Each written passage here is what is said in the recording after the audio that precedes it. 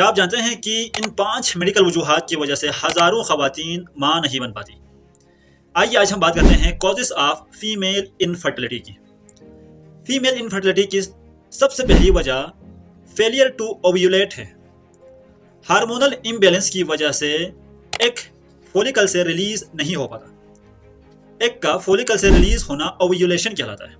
अब खास करके यहाँ पर FSH और LH हार्मोन के डिसबैलेंस की वजह से ये एक फोलिकल से रिलीज नहीं हो पाता। पॉलीसिस्टिक सिंड्रोम भी इन्हीं हार्मोन के डिसबैलेंस की वजह से होती है।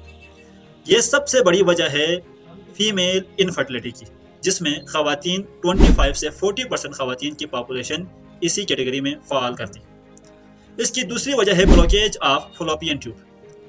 किसी भी इन्फेक्शन या किसी और मेडिकल कंडीशन की वजह से फॉलोपियन ट्यूब ब्लॉक हो जाता है। ये वो जगह है जहां पर एग की फर्टिलाइजेशन होती है। अब एग रिलीज भी हो रहा है लेकिन फर्टिलाइज नहीं हो पाता, तो ये भी एक बहुत बड़ी वजह है फीमेल इनफर्टिलिटी। तीसरी वजह यूट्रस डैमेज है। कुछ फीमेल्स में यूट्रस में कुछ प्रॉब्लम्स क्रिएट हो जाता है। यहाँ पर बुनियादी तौर पर प्रेग्नेंट हो जाती है लेकिन प्रेगनेंसी को मेंटेन करना मुश्किल हो जाता है, जिसकी वजह से मिसकैरेज हो जाती है। इनमें बेसिकली फेब्रॉइड्स जो नॉन कैंसरस ट्यूमर्स ग्रो होते हैं। यही non cancerous tumours infertility cause करते हैं, ये मिसकैरेज की तरफ लेके जाते हैं। ये तीसरी बड़ी वजह है फीमेल इनफर्टिलिटी।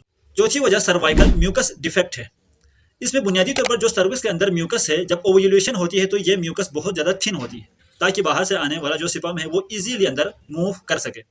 लेकिन किसी भी वजह से अगर ये म्यूकस थिक हो जाए, मोटा हो जाए, तो ये मुश्किल कर देता है कंसीव करने में। ये भी एक बहुत बड़ी वजह है फीमेल इनफर्टिलिटी की। अगली वजह है हमारे पास एंडोमेट्रियोसिस। एंडोमेट्रियोसिस एक ऐसी कंडीशन है जिसमें एंडोमेट्रियम के जैसे सेल्स किसी और जगह ग्रोथ हो जाते हैं, मसलन ओवरी में, फ्लोपियन ट्यूब में या यूट्रस के बाहर वॉल में।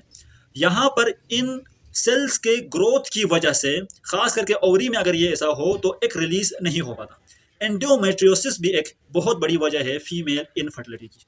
आपको ये इन्फॉर्मेशन कैसे लगी कमेंट में मुझे ज़रूर बताएं।